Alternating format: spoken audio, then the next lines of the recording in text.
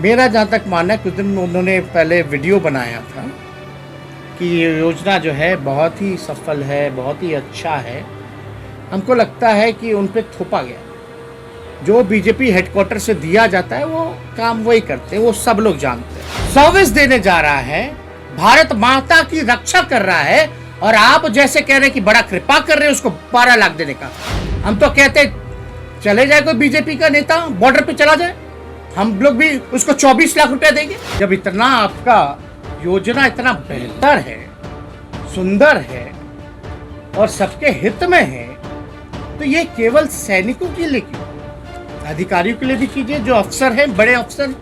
क्या सरकार अग्निवीरों को कैंटीन और पूर्व सैनिकों को मिलने वाली चिकित्सा सहित अन्य सैनिक सुविधाएं देगी कि नहीं देगी? मतलब आप देखिएगा, अभी भी केंद्र सरकार में 10 लाख नौकरियां जो हैं, पदे जो हैं, वो रिक्त हैं। कॉन्फ्रेंस कर रहे हैं।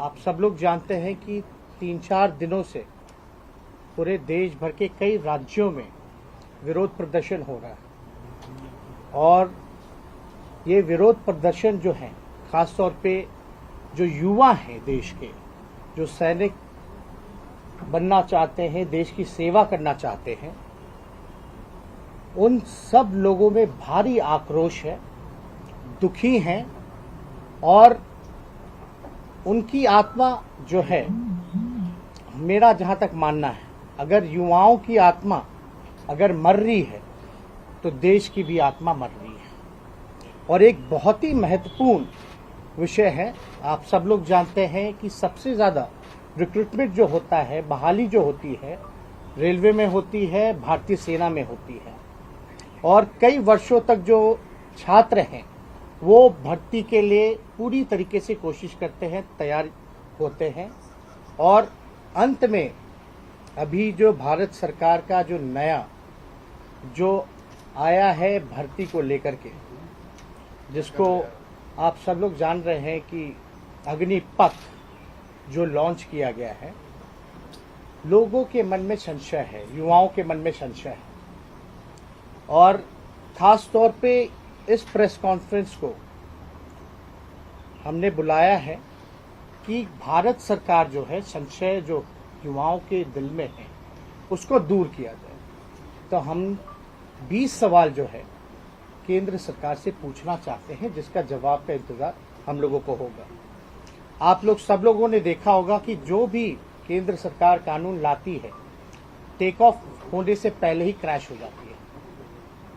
चाहे SC/ST का बिल हो, या लैंड एक्विजिशन का हो, फार्मर्स बिल हो, या 13 पॉइंट रोस्टर हो, या CAA का मामला आया हो, हमेशा जो है सरकार बिल पेश करती है, और उसको जो है जब प्रोटेस्ट होता है, आंदोलन होता है, तो उसको वापस लेती है। इससे पहले भी आप लोगों ने देखा होगा, जो रेलवे में भर्ती को लेकर के हो, या NTPC में जो मामला चल रहा था, 1 साल से शांतिपूर्वक ढंग से नौजवान जो हैं मांग कर रहे थे, लेकिन उनकी कोई सुनवाई नहीं हो रही थी। अंतर्गतवा जब प्रोटेस्ट हुआ, जब लोग सड़क पे आंदोलन किए, तब जाकर के सरकार को जो है ये बिल वापस लेना पड़ा। अब आप लोग सब लोग के सामने हम चाहते हैं जो 20 सवाल जो है हम आप लोगों के समक्ष रखें।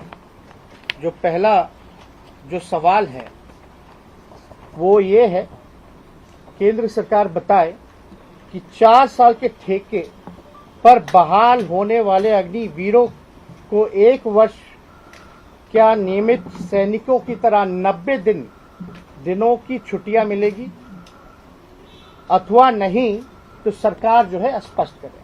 आप लोग सब लोग जानते हैं कि जो नॉर्मल जो रिक्रूटमेंट होता है उसमें 90 दिन की जो छुट्टियां जो हैं वो सैनिकों को मिलती है, तो क्या इसमें उन सैनिकों को मिलेगा या नहीं मिलेगा, ये जो है सरकार जो है स्पष्ट करे। दूसरा सवाल, अग्निपथ योजना अगर न्याय संगत है तो इसमें ठेके पर अफसरों की भर्ती क्यों नहीं, केवल सैनिक ही क्यों?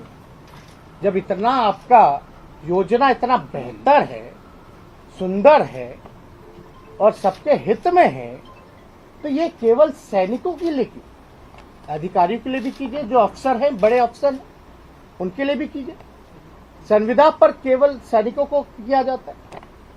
तो इसलिए ये सवाल बहुत महत्वपूर्ण है। तीसरा, कि सरकार बताए कि ये योजना शिक्षित युवाओं के लिए तैयार की गई मनरेगा है अथवा संघ का कोई हिडन एजेंडा। ये बहुत ही इंपॉर्टेंट है कि ये जो है, जो शिक्षित है, क्या उनके लिए मनरेगा के लिए मनरेगा जैसा रोजगार है क्या, या तो आरएसएस का कोई इसमें हिडन एजेंडा है? क्योंकि आप लोग सब लोग जानते हैं कि इसमें पूरी तरीके से जो है 4 साल बाद जो है उनको हटा दिया जाएगा और केवल 75% जो है वो हट जाएंगे। केवल 25% की संभावना है, यानी बेरोजगार होने की इस योजना में संभावना जो है वो बहुत ही ज्यादा है। चौथा सवाल, केंद्र सरकार बताए कि 4 साल की देश सेवा के दौरान अर्जित अथवा उसके बाद जो एक मुश्त राशि मिलेगी उस पर टैक्स भी लगेगा। अगर टैक्स कटेगा तो कटौती के बाद कितनी राशि बचेगी? क्योंकि ये सवाल जो है टेक्निकल सवाल से जो युवाओं के मन में है, संशय है, और अब तक हम लोगों ने केंद्र सरकार द्वारा या किसी के द्वारा जो है इस टेक्निकल बात पर किसी ने जवाब नहीं दिया। पांचवा सवाल है, अगर सरकार अग्निवीरों को सैनिक मानती है तो क्या उन सैनिकों को ग्रेच्युटी देगी? क्या ग्रेच्युटी बचाने के लिए ही इस सेवा की अवधि केवल 4 वर्ष की गई है? आप लोग सब लोग जानते हैं ग्रेच्युटी मिलती है लोगों को रिटायरमेंट के बाद। तो सरकार को बताना चाहिए मानती है कि नहीं मानती है। अगर सैनिक अगर मानती है तो इनका ग्रेच्युटी का क्या होगा? या हम समझ लें कि आप जो है ग्रेच्युटी ना देना पड़े इसलिए केवल जो है 4 साल के लिए आपने किया। छठा सवाल, क्या सरकार अग्निवीरों को कैंटीन और पूर्व सैनिकों को मिलने वाली चिकित्सा सहित अन्य सैनिक सुविधाएं देगी कि नहीं देगी? सातवां, क्या ये योजना बनाने से पहले सरकार ने डिफेंस एक्सपर्ट्स, रक्षा विशेषज्ञों, रक्षा से रिलेटेड जितने बड़े लोग हैं, जो एक्सपर्ट्स हैं, अनुभवी जो लोग हैं, जो एक्स आर्मी के लोग भी हैं, वो उनसे फीडबैक लिया या नहीं लिया गया, कि कोई राय ली गई कि नहीं लिया गया? ये जो है उनको बताना पड़ेगा। क्योंकि हमने जो देखा है कि जितने भी रिटायर्ड ऑफिसर्स हैं, जितने भी डिफेंस एक्सपर्ट्स हैं, सब लोगों ने जो है इसको इनकार किया है कि ये योजना जो है हानिकारक है। आठवां सवाल, क्या ये पहली ऐसी सरकारी बहाली योजना नहीं है जिसमें महज 4 साल में बेरोजगार होने की 75% विशुद्ध गारंटी है? तो ये बताना पड़ेगा। 9वां, इस योजना में 18 वर्ष की उम्र में संविदा पर नौकरी पाकर 22 वर्ष की आयु में युवा रिटायर हो जाएंगे। क्या इससे उनकी उच्च शिक्षा प्रभावित होगी कि नहीं होगी? अब वो पढ़ाई कब करेंगे? मतलब रोजगार के बाद वो क्या करेंगे? ये सवाल जो है कई लोगों ने जो हम लोगों ने सोशल मीडिया पे वीडियोस देखे हैं, जितने जो युवा हैं, वो इसमें जो है इस बात को जो है जिक्र किया गया। 10वां, विश्लेषकों का मत है कि शस्त्र प्रतिशत प्राप्त एक बड़ी आबादी के 22 वर्ष की अल्प आयु में रिटायर एवं फिर से बेरोजगार होने से क्या देश में विधि व्यवस्था संबंधित समस्या उत्पन्न नहीं होगी? ये सब लोगों का है कि शायद जो है लॉ एंड ऑर्डर जो है उसमें जो है प्रॉब्लम जो है विधि व्यवस्था में प्रॉब्लम होगी। 11, 1 रैंक 1 पेंशन की बात करते थे लोग। जो सरकार जो बात की 1 रैंक 1 पेंशन का, आखिर 9 रैंक नो पेंशन ले आई। क्या ये नहीं दर्शाता है कि सरकार में प्लानिंग ही नहीं है बल्कि दूरदर्शिता की भी घोर अभाव है? 12वां, सेना में प्रति वर्ष 50-60 हजार सैनिक रिटायर होते हैं। पिछले 3 सालों में 1.5 लाख से अधिक सैनिक रिटायर हो चुके हैं और एक भी भर्ती नहीं निकाली गई। सरकार अब कह रही है कि कुछ हजार की बहाली करेंगे, वो भी 4 साल के ठेके पर। क्या यह युवा के साथ विश्वासघात नहीं है? रिक्त पदों पर सरकार कोई चर्चा क्यों नहीं करती? मतलब 1.5 लाख लोग रिटायर्ड हो गए, अब तक जो है बहाली जो है अब तक नहीं हुई है, रिक्रूटमेंट अब तक नहीं हुआ, और जो होने जा रहा है वो नए स्कीम से जो है अग्निपथ स्कीम को लॉन्च कर रहे हैं, जिसमें 4 साल का ही है। 13, अगर देश के सबसे बड़े नियोक्ताओं भारतीय रेलवे व भारतीय सेना में भी नौकरियां ठेके पर दी जाने लगेंगी तो युवा क्या करेंगे? सरकारी कर्मियों की पेंशन बंद करने के बाद क्या बीजेपी सरकार अब स्थायी नौकरियों पर भी पूर्ण पाबंदी लगाएगी? हमारा 14वां सवाल है, अगर भाजपा को ठेकेदारी प्रथा इतनी ही पसंद है तो क्या सबसे पहले बीजेपी के जितने मंत्री, सांसद, विधायक, पदाधिकारी अपने बच्चों को सरकारी नौकरी से इस्तीफा दिलवा दें? 15वां, एक तरफ सरकार लाखों बड़े पूंजीपतियों और चंदाजीवियों के लाखों करोड़ के लोन और कॉर्पोरेट टैक्स माफ करती है और दूसरी तरफ सेना के बजट में कटौती करती है। आप लोगों ने देखा होगा कई लोन जो हैं कॉर्पोरेट्स के उन्होंने वेव किए हैं और बजट में लगातार जो है कटौती चलती रही है। विगत 8-9 साल में ही 11 लाख करोड़ से अधिक लोन वेव जो है माफ किया गया। दूसरी तरफ कॉस्ट कटिंग की गई। नाम पर सेना में ठेकेदारी पर नौकरी दे रहे सेना भारत का सबसे गौरवशाली प्रतिष्ठान है। क्या सरकार सेना के मामले में हस्तक्षेप करना चाहिए या नहीं करना चाहिए? 16वां, सरकार बेरोजगारी की विकराल समस्या को अच्छे से एड्रेस क्यों नहीं करती है? क्या सरकार को बेरोजगारी के मसले पर संवेदनशीलता से विचार नहीं करना चाहिए? 17वां, भाजपा सरकार बताए कि देश के 70% युवा नौकरी को लेकर इस वक्त तनाव में नहीं है। क्या 18वां, क्या बेरोजगारी से उत्पन्न हिंसा और अराजकता के दोषी सरकार नहीं है? 19वां, 10 लाख से अधिक पद तो केंद्र सरकार के अधीन विभागों में रिक्त पड़े हैं। क्या 8 वर्ष में इन पदों को रिक्त रखने के दोषी युवा है या विपक्ष है? मतलब आप देखिएगा अभी भी केंद्र सरकार में 10 लाख नौकरियां जो हैं, पदे जो हैं वो रिक्त हैं, लेकिन दोषी जो है जब हिंसा उत्पन्न होती है, युवा आक्रोश में आते हैं तो विपक्ष को ठहरा दिया जाता है।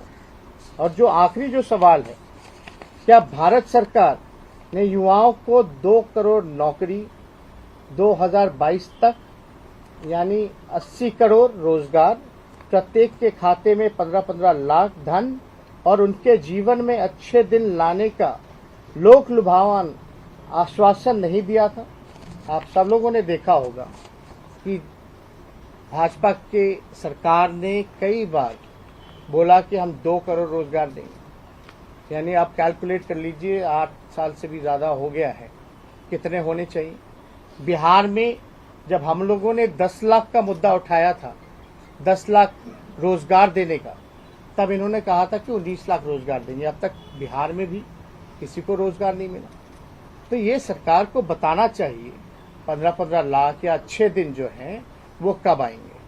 तो हमको लगता है कि महत्वपूर्ण विषय है जहां पूरे देश के लोग, खास तौर पे नौजवान परेशान हैं, निराश हैं, आक्रोश हैं, और हमारी मांग ये है केंद्र सरकार से कि इसको जो है वापस लिया जाए।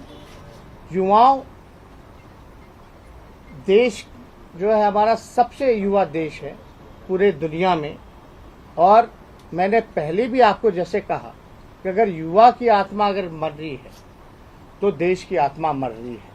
ये गंभीर मसला है और सवाल ये भी पैदा होता है कि अभी जितने लोग हैं जो बहाल होना चाहते हैं, जो छात्र हैं, वो इनसिक्योर फील कर रहे हैं वो टेंशन में है तो सीमा पर रक्षा किस हिसाब से वो करेंगे?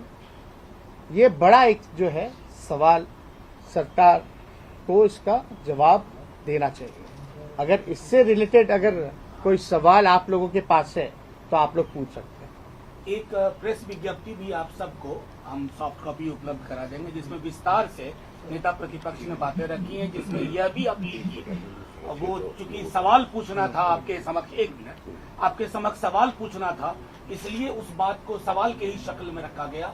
इन्होंने अपील भी की है प्रेस विज्ञप्ति के माध्यम से कि गांधी और लोहिया के मार्ग के अनुसरण करते हुए शांतिपूर्वक आंदोलन करें, प्रतिरोध जरूर करें। अब आपके जो सवाल हम पूछ सकते हैं, सवालों के संदर्भ में सवाल। सर, कल दानापुर पटना में जो हिंसा हुई उसमें सीपीआईएम लेफ्ट पार्टी के नेता इन्वॉल्वमेंट की बात आ रही है।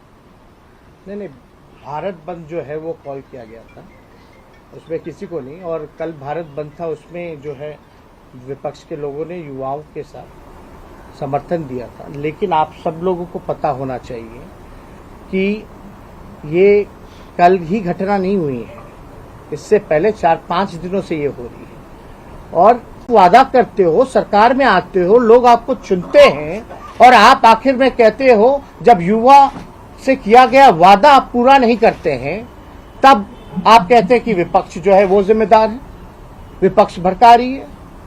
अरे भाई, बिहार में भी उन्हीं की सरकार है, हर जगह आप देख रहे हैं कि भाई सब लोग जो है आक्रोशित है। क्या सर आप बीजेपी सर साफ साफ आप लोगों का नाम ले रही है, कई मंत्री सांसद बोल रहे हैं कि इसके पीछे आरजेडी का हाथ है, लालू यादव, तेजस्वी यादव का हाथ है हिंसा भड़काने में। ये बड़ा ताजुब की बात है और बोलने के लिए बचा क्या है, ये सवालों का जवाब देना। अगर हम भड़का रहे हैं तो उनकी प्रशासन क्या कर रही है? एक second, there was a question. आप हिंसा के लिए किसको जिम्मेदार मानते हैं? सरकार को। सरकार को सरकार कह रही विपक्ष कर रहा है, क्योंकि सरकार हमने तो इसका जवाब दे ही दिया। और उसके पास कहने के लिए सरकार के पास है ही क्या? आप अपील करेंगे उन आप युवाओं से जो लोग आगजनी कर रहे हैं? अपील कर चुके हैं ऑलरेडी। हमारे राष्ट्रीय अध्यक्ष जी ने, लालू प्रसाद जी ने ट्वीट कर करके लोगों से अपील किया ही है, वो आप लोग सब लोगों के समक्ष होगा। सर, बिहार और में व्यवस्था की आप बात कर रहे हैं, एक सरकार के दो घटक दल एक दूसरे के ऊपर ठीकरा फोड़ रहे हैं। एक कह रहा है कि संतुलन खो बैठे हैं, तो दूसरा कह रहा है कि लोगों को हम चिन्हित कर दिए जो हमारे घर पे हिंसा फैला रहे हैं। बीजेपी के नहीं, ये ताजुब है। आगजनी हो रही है, तो आखिर सरकार डबल इंजन की सरकार क्यों कहते हैं? लेकिन विपक्ष का भी नहीं। इसमें कहाँ पे अभी भूमिका इसमें नजर आ रही है? ये स्वतः लोगों के मन में संशय था, आक्रोश उत्पन्न हुआ। क्या जब भी इस प्रकार का आंदोलन होता केवल विपक्ष को ठहरा दिया जाता? इससे पहले भी किसान आंदोलन हुआ, विपक्ष को ही ठहरा दिया गया। तो ये कहीं तरीके से जायज नहीं है। पॉलिटिकली अगर आप देखें या लोकतंत्र में हम लोग अगर देखें, डेमोक्रेसी में, तो विपक्ष का काम है जनता के सवालों को उठाना, सरकार को उसका जवाब देना पड़ेगा। और हमने कभी भी हिंसा भड़काने की बात नहीं की है। और हम लोग सब लोग लगातार इस मानने वाले लोग हैं कि हम लोग शांतिपूर्ण ढंग से हम लोग अपनी आवाज उठाते हैं। क्या बिहार आशुतोष, एक second, there is another question. Ashutosh, India today. मान लीजिए चलिए लड़ाई होती रहेगी सरकार और विपक्ष की, जो तस्वीर आ रही है बिहार में वो बहुत अच्छी नहीं है। अब मुकदमे भी दर्ज होंगे, उन्हीं सारे युवाओं का करियर खराब होगा। प्राथमिकता ऐसे समय पर सरकार के साथ साथ विपक्ष सबकी इस समय क्या होनी चाहिए? क्योंकि अगर ये और बिगड़ता है तो आपके राज्य के लिए भी स्थिति बहुत बेहतर नहीं होगी। देखिए, अभी जैसा मनोज जी ने भी कहा कि हम लोग लोहिया गांधी जी को मानने वाले लोग हैं और हम लोग लोगों से कहना चाहते हैं कि आक्रोशित है वो जायज है, उनकी मांगे जायज है, लेकिन हिंसा का कभी भी समर्थन हम लोग नहीं करते और हिंसा से कोई फायदा होने वाला नहीं है। इसलिए हम लगातार इस बात को कह रहे हैं कि इसका एक ही समाधान है कि आप इन 20 सवालों का जवाब दीजिए, लोगों के मन में जो संशय है उसको दूर कीजिए। और ताजुब की बात है ना कि prime minister is silent on this issue. Narendra Modi ji क्यों नहीं आकर के जवाब देते हैं? उनको जवाब देना चाहिए। सेना मामले को लेकर बीजेपी और एक सेकंड एक मुकेश, मैं कोशिश करूंगा मैक्सिमम लोग। मुकेश केसरी जी, बिहार में जितना विपक्ष को जिम्मेवार माना जा रहा है उतना ही बीजेपी जेडीयू को जिम्मेवार मान रही है। इस पूरे बिहार में जो हिंसा हुई है, कह रही है कि नीतीश कुमार साइलेंट है, मूक दर्शक हैं। साथ ही 10 नेताओं को वाइस श्रेणी की सुरक्षा मिल गई बीजेपी के नेताओं को, उसको लेकर भी जेडीयू कह रही नहीं, है उन्हीं की सरकार है, डबल इंजन की सरकार है और अपनी ही सरकार को वो कई बार क्रिटिसाइज कर रहे हैं, तो सरकार में क्यों बने हुए हैं फिर? यानी आपको कुर्सी जो है बहुत प्यारी है, मतलब अपने ही गवर्नमेंट को वो फेल बता रहे हैं। आज तक ऐसा कहीं नहीं हुआ, आज तक ऐसा कहीं नहीं हुआ। एक बार सवाल रिलेटेड है। जेडीयू और बीजेपी आपस में ब्लेम गेम में लगे हुए हैं और तो इसकी जिम्मेदारी किसको लेनी चाहिए? आप इस ब्लेम गेम को किस तरह? नहीं, ब्लेम गेम फॉर व्हाट? क्या आपस में कौन क्या ब्लेम कर रहे हैं? तो आप उनसे सवाल पूछिए। सरकार तो एक ही होती है, लेकिन ये जो ब्लेम गेम चल रहा है ये मुद्दा नहीं है, मुद्दा समाधान है। जो युवा जो मांग कर रहे हैं कि भाई ये अग्निपथ जो है, जितना अग्नि भर दिया गया है, लेकिन भूख से बड़ा, जब पेट खाली हो तो उससे बड़ा अग्नि कुछ नहीं होता। Sir, when we talk about the service is all about emotion is what we come out with, all the services and the recruitment that is happening. Amidst of such emotion, how is it possible that the same youngsters are over here vandalizing the nation's property and trying to, with the whole rage, they're trying to go ahead with filing everything? I thought you were going to criticize the government. No. But you criticizing the youth of this country. Probably the आपको ये control करना चाहिए ना सरकार को। ये किसकी जिम्मेदारी है? Opposition will take responsibility for it और the government will take responsibility for it. ये तो सरकार की जिम्मेवारी है कि हिंसा होने से रोके और हिंसा ऐसा माहौल ना बने उससे रोके, लेकिन सरकार तो बैठी हुई है। We are not hearing anything from the Prime Minister. Mohit ji, आपसे सवाल है कि क्योंकि विपक्ष अगर लगातार अपील कर रहा है, अलग अलग तरीके से लिख भी रहा है, लेकिन क्या इस मुद्दे को लेकर सरकार से मिलने की कोशिश या विपक्ष को एकजुट करके फिर सरकार के सामने बात रखने की कोशिश आप लोगों की तरफ से कोई पहल की जा रही है? नहीं, इसमें तो उनको बात करनी चाहिए। जो भी युवा जो है आप लोगों की तरफ संशय में है की जा रही है सरकार से बात रखने की? नहीं, अगर बात करने के लिए बुलाएंगे तो हम जरूर जाएंगे, उसमें क्या है। सब लोग जाएंगे, विपक्ष के लोग जो है सवाल अपना रखेंगे। एक second there is a question from जन। देखिए, जो एक बार पूछ चुके हैं पर तो जिसमें दो सवाल है। एक तो युवा जिस तरीके से सड़क पे आए हुए हैं, आप लोगों का एक्शन प्लान कुछ है इस युवा को एक नेतृत्व देने के लिए? क्योंकि मांग की जा रही है योजना वापस लेने की, लेकिन सरकार अपनी तरफ से जो है वो कभी कोटा की बात कर रही है, कभी रियायत की बात कर रही है, तो वापस लेने के मूड में नजर नहीं आ रही। युवा सड़क पे हैं, तो ऑपोजिशन पार्टी स्पेशली में आरजेडी और आपकी भूमिका पूछूंगी, क्योंकि बिहार में ज्यादा इसका विरोध हो रहा है। आप लोगों का एक्शन प्लान क्या है? एक, और दूसरा, जो बिहार में लॉ एंड ऑर्डर का सिचुएशन है, बीजेपी के नेताओं को सुरक्षा देनी पड़ रही है, ट्रेनें नहीं चल रही हैं, मुख्यमंत्री नीतीश कुमार की भूमिका पर आप क्या कहेंगे? देखिए, पहली बात, लोगों ने सरकार के सामने बातें रख दी हैं और इस बिल में भी लगता है 2 बार जो है अमेंडमेंट हो चुका है। दो तीन बार जो है अमेंडमेंट ऑलरेडी हो चुका है। क्या क्या सवाल हैं, क्या क्या युवाओं के मांग हैं, द गवर्नमेंट इज अवेयर। आप उस पॉइंट पे आपने कोई जवाब ही नहीं दिया, कोई क्लैरिटी सी नहीं दिया।